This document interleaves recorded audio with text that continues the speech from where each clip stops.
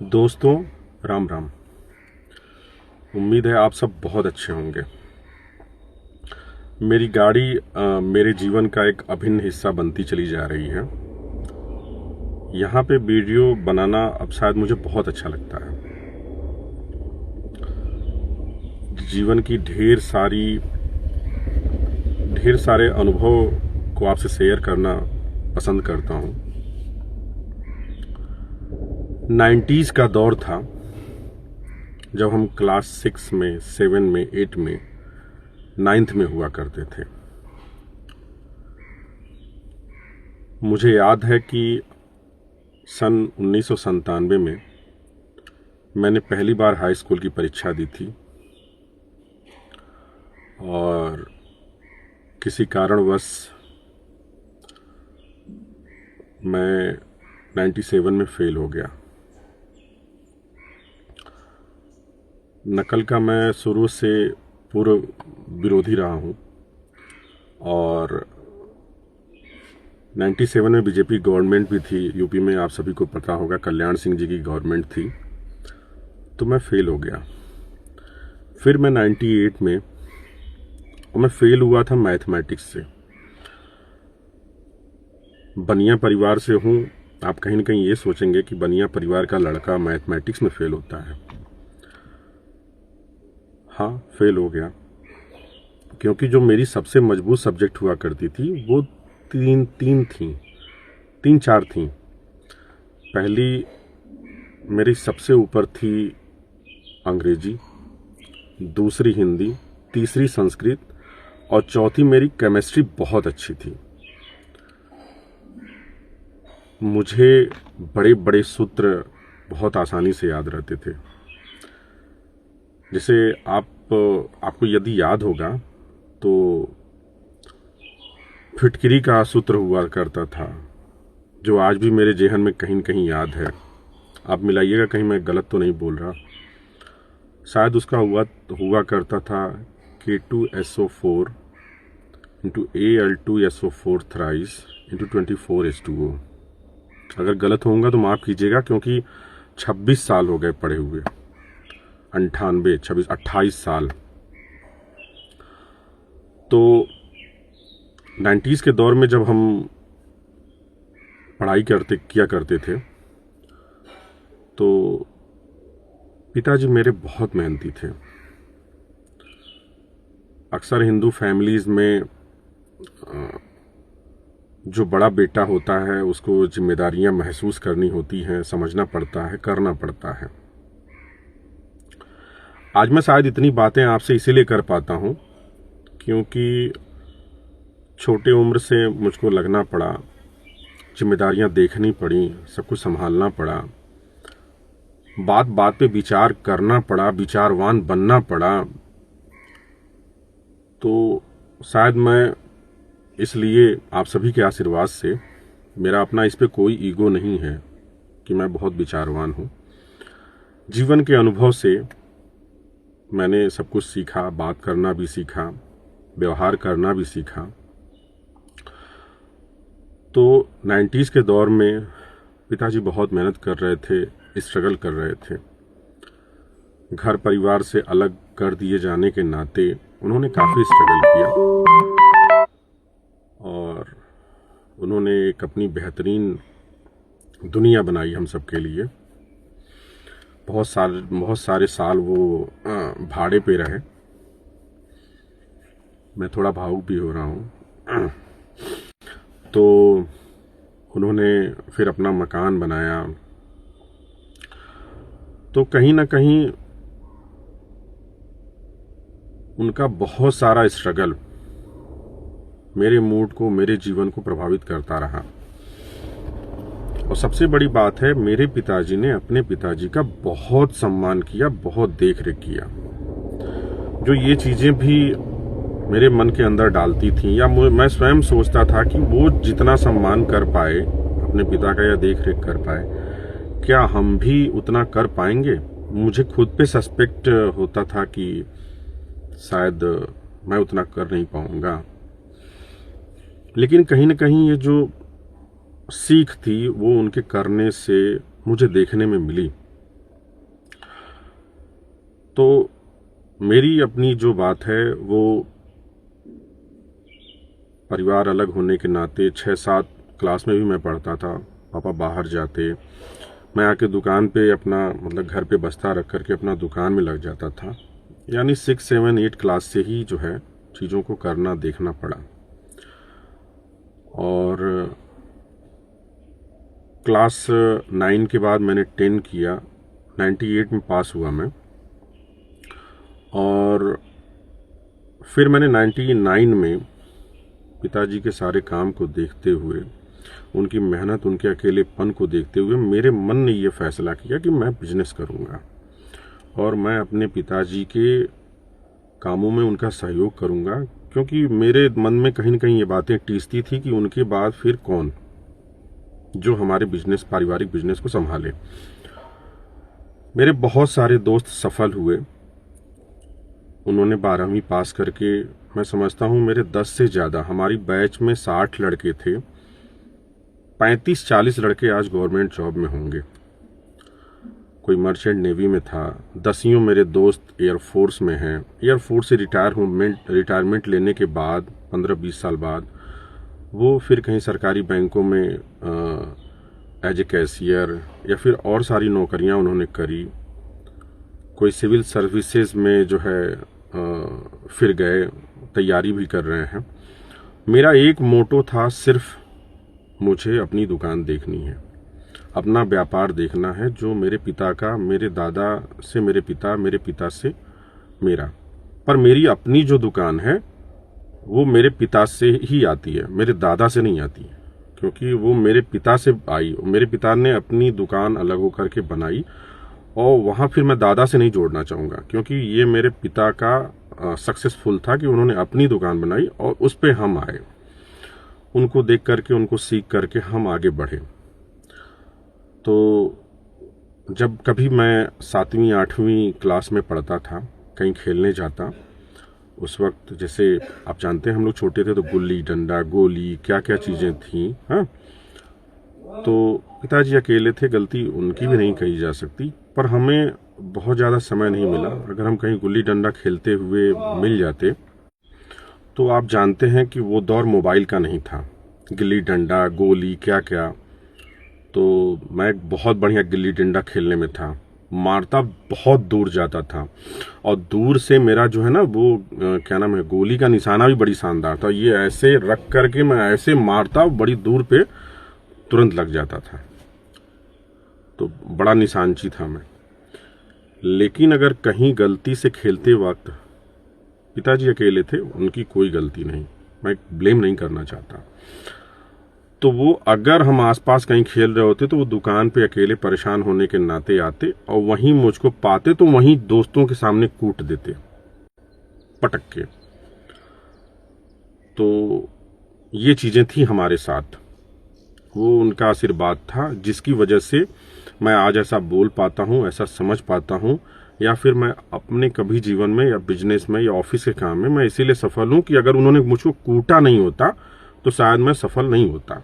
यही फैक्ट है। हम अपने बच्चों को बहुत सारी बाउंड्रीज देते हैं। हमारे जमाने में आप सोच सकते हैं, यदि आपने जीवन जिया है तो कोई बाउंड्रीज नहीं थी। हमारे पिताजी अगर आज भी सीढ़ियों से छत पे चढ़ते हैं तो हम आज भी सजग हो जाते हैं, पर हमने अपने बच्चों के लिए शायद कभी ऐसा एनवायरनमेंट खड़ा नहीं किया। हम थोड़ा अपना बृहद सोचते हैं, अपने बच्चों को बाउंड्रीज दी, उनकी इच्छाओं का सम्मान किया कि आपको क्या करना है, आप क्या बनना चाहते हो। हमारे समय में आप सोच के चलिए क्या हमारी क्या बनने की इच्छा थी। अगर हम कुछ बनना भी चाहते थे तो हमारे समय में इतनी जिम्मेदारियां थी कि हम घर की जिम्मेदारियों को ही निभाना बेहतर समझे। आज हमारे बच्चों के पास तमाम ऑप्शन हैं, क्योंकि हम उनके चेहरे को देख करके, उनकी चीज़ों को देख करके समझते हैं, बाउंड्रीज पैदा करने के लिए बाउंड्रीज पैदा करते हैं कि हम कहीं हमारी वजह से हमारे बेटे के सोच में, जीवन में, रहन सहन में कोई दखलंदाजी न हो, है ना। तो बाउंड्रीज यदि आपके लिए किसी के लिए खोलते हैं तो दो चीजें होती हैं, या तो वो व्यक्ति विचारवान बन के उस आपकी खोली हुई बाउंड्रीज की कदर करेगा, अन्यथा अगर वो विचारवान नहीं है, चीजों को सही से नहीं समझ पाया, तो आपकी दी हुई बाउंड्रीज का नाजायज फायदा होकर के बिगड़ जाएगा। और शायद आजकल के बच्चों में बाउंड्रीज खोलने का सबसे बड़ा नुकसान यही है कि हमारे जमाने में हमारे पास दोस्ती यारी नहीं होती थी, होती भी थी तो लिमिटेड होती थी। और एक ऐसा चीज भी होता है कि जो जैसा सोचता है वैसे उसके दोस्त होते हैं। हमारे अपने दोस्त पढ़े लिखे पढ़ाकू एक दो होते थे, ज्यादा नहीं होते थे। आज भी मेरी सर्किल में बिजनेसमैन मैं हूं और ऑफिस से हूं, पर मेरा एक दो ही दोस्त है जिसके लिए दिलो जान से कुर्बान हूं और हमेशा रहता भी हूं। लिमिटेड फ्रेंड है। हर व्यक्ति आपका फ्रेंड बिल्कुल भी नहीं हो सकता। आप दिल की बात अपनी किसी दोस्त से ही कह सकते हैं।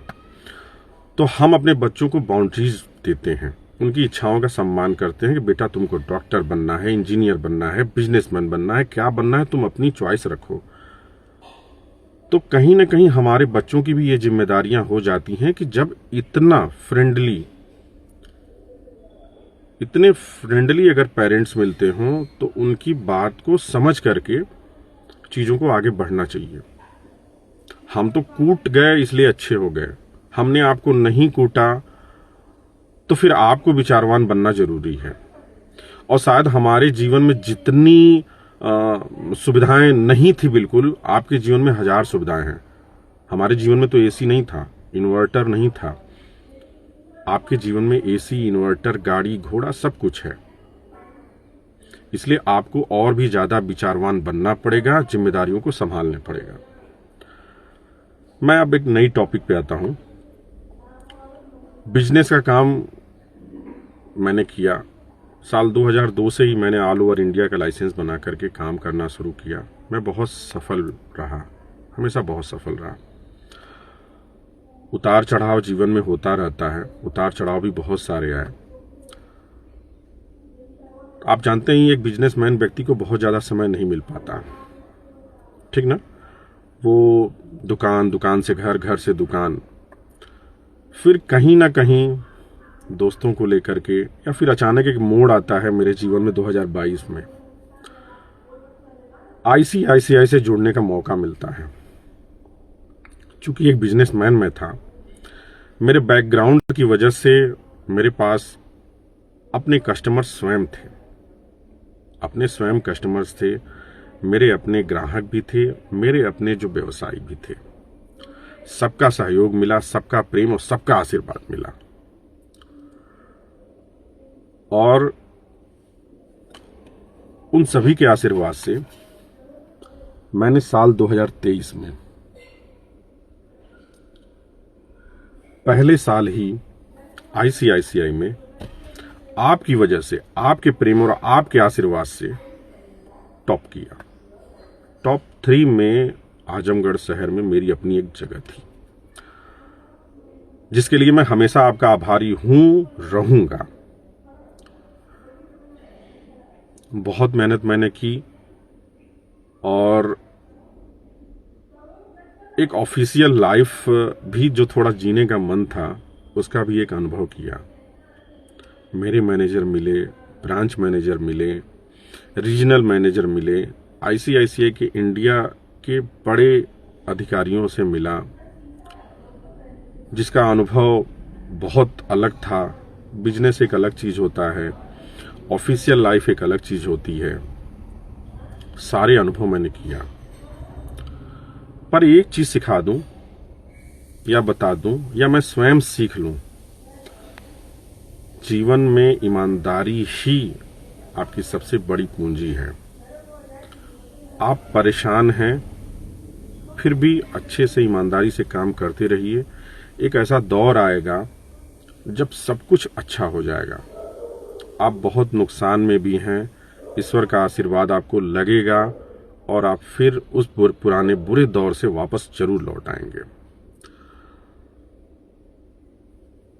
ना जाने कितने मुझको अवार्ड मिले ICICI के, एक यहां भी है। ये सर्टिफिकेट मेरे कमरों में टांगे हुए हैं और मैं इन्हें देखता हूं तो बहुत ज्यादा खुशी फील होती है कि मैं ऐसा कर पाया। पर ऐसा करने में आप सभी का सहयोग था, आपका प्रेम था, आपका आशीर्वाद था और मेरी लगन थी। मैं आगे भी टॉप पे रहूं, इसके लिए पूरी विनम्रता से मेरा निवेदन है कि आप सभी का आशीर्वाद मुझे मिलता रहे। शिकायतें तो इंसान को भगवान से हो जाती हैं, पर मैं इतना वादा जरूर करूंगा कि मैं आपको शिकायत का मौका नहीं दूंगा और अपने पैसे को गलत जगह इन्वेस्ट करने की बजाय आप एक प्रॉपर वे में अच्छी जगह इन्वेस्ट करें। आज लोग देखता हूं 6-6 हजार रुपए के महीने, 10-10 हजार रुपए महीने के डाक खाने की आरडी में पैसा चलाते हैं। 6-6 हजार रुपए की आरडी चला करके महीने की साल में 72 हजार रुपया हुआ। मैं आपको टिप्स देता हूं, साल में 72 हजार रुपए की आपने आरडी चला ली। आरडी चलाने के बाद 11वें महीने मैंने चला ली, आपने नहीं, मैंने चला ली। 11वें महीने मैं नहीं रहा, क्या मिलेगा मेरी फैमिली को, जरा विचार कीजिएगा। 12 महीने मैंने चलाई, 13वें महीने मैं नहीं रहा, साल के 72 हजार रुपए। मेरी फैमिली को 72 हजार रुपए मिलेंगे प्लस इंटरेस्ट मिलेंगे। वही पैसा मैं अगर आईसीआईसीआई के अच्छे फंड में डाल दिया होता, मैं 6 हजार महीना भी डालता, साल के 72 हजार। आपको पता है मिनिमम 10 से 12 गुना, यानी 12×7=84। यदि 13वें महीने में मुझको कुछ हो जाता तो पहली बात कि 8 लाख रुपए का रिस्क कवर मिलता। 8 लाख का रिस्क कवर, विचार कीजिएगा। यहां आपने 72 हजार रुपए जमा किए, 13वें महीने कुछ हुआ, 72 हजार पे आपका जो भी 5% 4% के हिसाब से बनेगा, इससे ज्यादा नहीं बनेगा, 6% मान लीजिए, वो पैसा आपको मिल जाएगा। पर कोई आपकी सिक्योरिटी नहीं है लाइफ की। यहां वही सेम पैसा, उससे ज्यादा रिटर्न आईसीआईसीआई के फंड रूस यूक्रेन के वार में भी 22%, 37% तक के रिटर्न दिए हैं। इस पे आपको विचार करना पड़ेगा। आप 4%, 6%, 7% पे अटके हुए हैं। पुराने लोग जैसे आज के डेट में 50-60 साल के लोग बहुत ज्यादा जाते हैं डाक खाने की तरफ, या उनके विचार में वहीं सेफ है।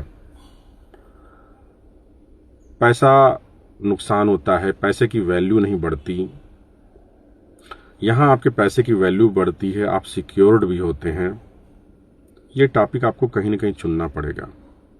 आप अपने बेटे के लिए भी बहुत सारे अच्छे फंड्स चुन सकते हैं, बिटिया की शादी के लिए भी बहुत अच्छे फंड्स चुन सकते हैं, प्लस आप स्वयं के रिटायरमेंट के भी लिए बहुत अच्छे फंड चुन सकते हैं। तो इस बात पे ध्यान दीजिए, इस बात पे ध्यान देने की जरूरत है। वो जो एलआईसी का पैसा, पहली बात एलआईसी के जो लोग हैं वो आपको 20 साल 25 साल की चीजों को पकड़ाते हैं। 20 साल 25 साल की चीजों को पकड़ने की कोई आवश्यकता नहीं है, 10 से 12 साल बहुत है। और जो आपको रिटर्न्स दे, आप दोनों को मैच कीजिए, दोनों को कंपेयर कीजिए, फिर इसके बाद आप आईसीआईसीआई की तरफ हाथ बढ़ाइए। आईसीआईसीआई आपको इतनी क्विक सर्विस देता है कि मेरी जरूरत तो छोड़िए, आप एक फोन कॉल करेंगे मेरे कस्टमर केयर के नंबर पर तो आपको 1 मिनट के अंदर सारा रिजॉल्व मिलेगा। कभी करके देखिए, किसी व्यक्ति का आईसीआईसीआई में अकाउंट हो, उससे पूछ के देखिए कि आपको कैसा फील होता है। हम हमारी सारी सर्विसेज को एकदम फास्ट, सुपर फास्ट तौर पे देते हैं। हम आपको अगर क्रेडिट कार्ड भी देते हैं तो आपके मोबाइल के ऐप पर वो तुरंत चढ़ जाता है। अभी रास्ते में है, आप तुरंत एक दिन बाद रुपए क्रेडिट कार्ड यूज कर सकते हो। तो आईसीआईसीआई की सर्विसेज को समझिए, उससे जुड़िए, लाभ उठाइए। मेरी यही आपसे विनम्र प्रार्थना है। अपने पैसे को बेकार जगह मत लगाइए, वहां लगाइए जहां बढ़े भी, जहां आपको भरपूर लाभ भी मिले और क्विक सर्विस मिले। धन्यवाद, अपना ख्याल रखिएगा। राम राम।